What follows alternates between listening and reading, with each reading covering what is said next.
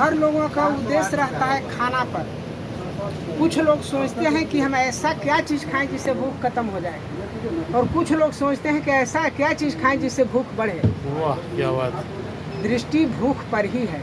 वो जानते हैं कि भूख ज़्यादा लगने से पाचन तंत्र मेरा ठीक रहेगा, और जब पाचन तंत्र ठीक रहेगा तो हमारे पास कोई बीमारी नहीं आएगा या कम आएगा। इतना समझ रहे हैं सब कोई कि शरीरम व्याधि मंदिरम, जब शरीर है तब तक बीमारी होगा ही होगा, उसको कोई नहीं रोक सकता। लेकिन कपड़ा गंदा होता है तो साफ करना आपका काम है, तो बीमारी पर भी ब्रेक लगाना आपका अधिकार है। ठीक, तो इसमें बहुत सारे ऐसा खाद्य पदार्थ हैं इसी बिजनेस के साथ साथ कि ये आपका अवस्था प्रौढ़ावस्था का है, अभी वृद्धावस्था पर नहीं पहुंचता है। नहीं प्रौढ़ावस्था। प्रौढ़ा, हमारे मित्र हमको जवान कहते हैं, आप तो एक स्टेप आगे कर दिए हम। हाँ हाँ हाँ, अब जवाने हैं। तो जान लीजिए वृद्धावस्था क्या चीज़ है, बुढ़ापा क्या है, और जवानी क्या है, प्रौढ़ा क्या है, इसको डिफरेंस हम थोड़ा समझ।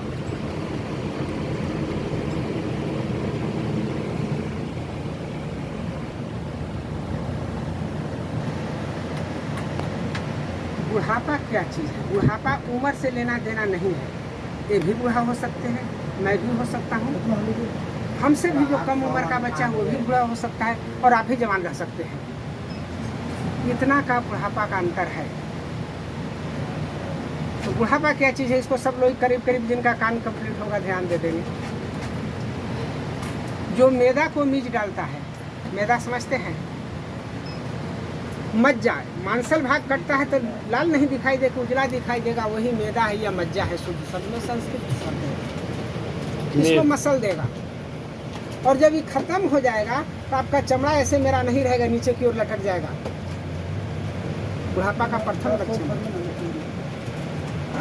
जो मैदा को मीज डालता है। सेकंड नंबर में जो इंद्रियों को कुचल डालता है, सभी इंद्रियां आपका फेल होना शुरू हो जाएगा। एक पॉइंट हटा दिए। और जो होठों से मुस्कान और हृदय से उमंग लूट करके ले जाता है, वही बुढ़ापा है। उसके लिए एज निर्भर नहीं करता है। कम उम्र वाले भी बहुत उदास मन बैठे हुए हैं, और जिनके पास हिप स्विलिंग है, इसका मतलब कि आपका हार्ट और लंग्स दोनों स्ट्रांग है और आप जवान हैं। यानी सभी इंद्रियां आपके साथ सहयोग दे रहा है और काम कर रहा है। ये रहा बुढ़ापा और जवानी का क्या कहते हैं इसको, डिफिनीशन, परिभाषा। तो हम जवान रहने के लिए क्या करेंगे? बुढ़ापा रहने के लिए तो कुछ नहीं करेंगे, तो ऊपर भी आ जाएगा। जवान रहने के लिए हमको कुछ करना है। ये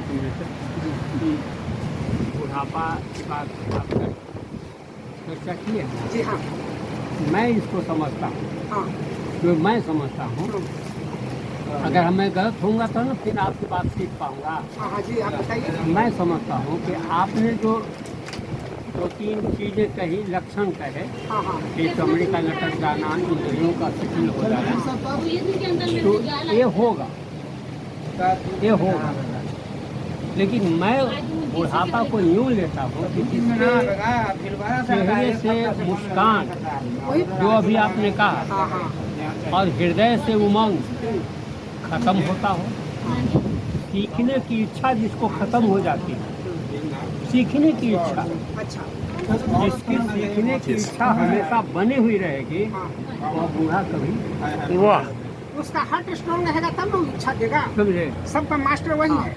तो सीखने की इच्छा का कमजोर होना और उदासी आ जाना, और हृदय के जो आनंद तत्व है, हृदय का जो आनंद तत्व है, उसका धीरे धीरे कम हो जाना या समाप्त।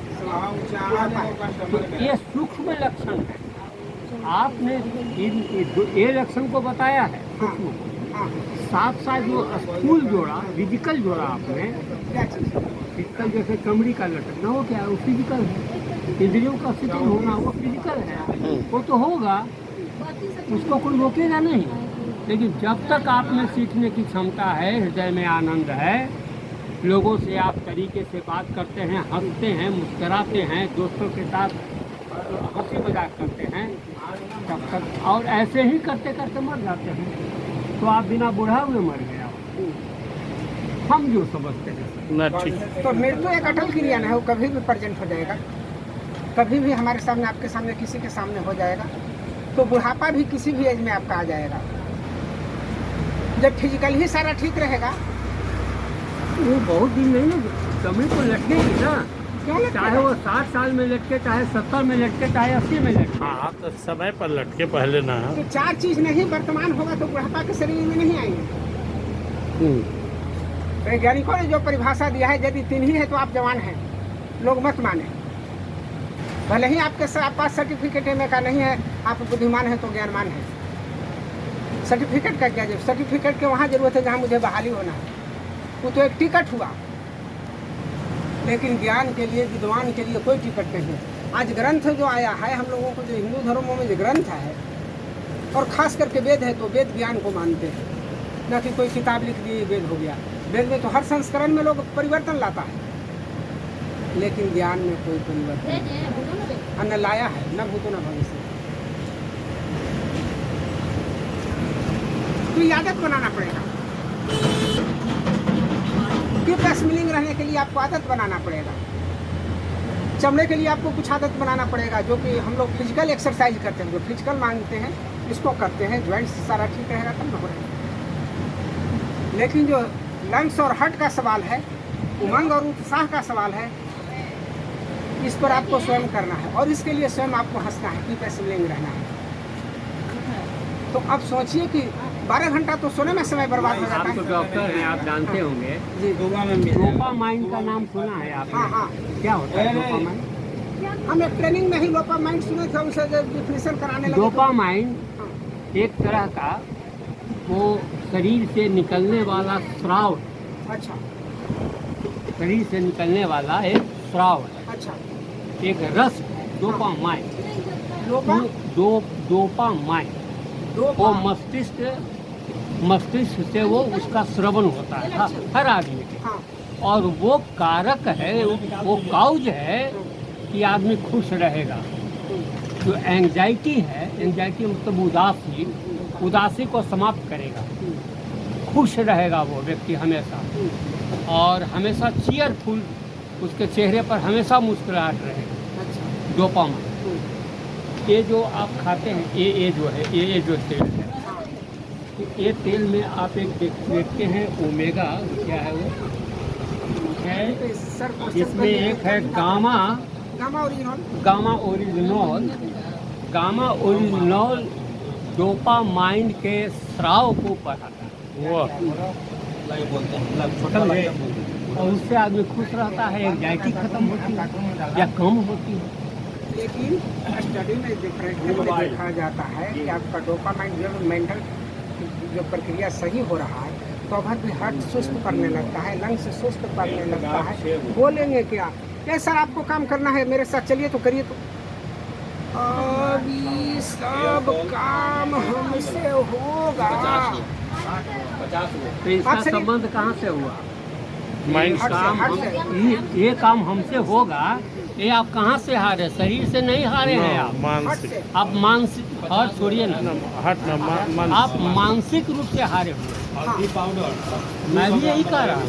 तो सुनिए ना, और दूसरा आपको ये काम करना है, चलिए हम आपसे हमारा शरीर गुलाम है ना, मानसिक स्थितियों का गुलाम है हमारा। मानसिक का सब गुलाम है। तो लोग नशा के चलते मानसिक गुलाम हो जाते हैं, कोई दुर्दशा के चलते मानसिक गुलाम, और फर्क कितना ही पड़ जाता है। तो आरसीएम पर आएंगे। आरसीएम के बहुत सारे हमारे प्रोडक्ट्स हैं, जो खास करके हम लोग के एज के लिए, जिनका 55 से हो रहा है, उसके लिए DHA डाईऑक्सीराइबोज and nucleic acid,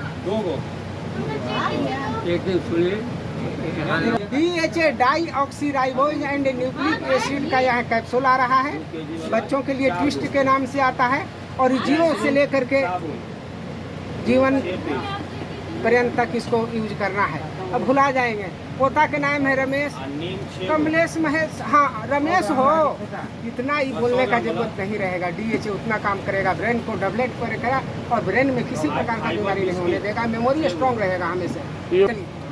Nutricharge, DHA Nutricharge का ही भाग है। सुनिए, एक दिन सर के यहाँ चलिए, सब लिट्टी चोखा और चाय पियेंगे, और बढ़िया से सर बहुत जानकार आदमी है, अतिथि सर बहुत जानकार आदमी है।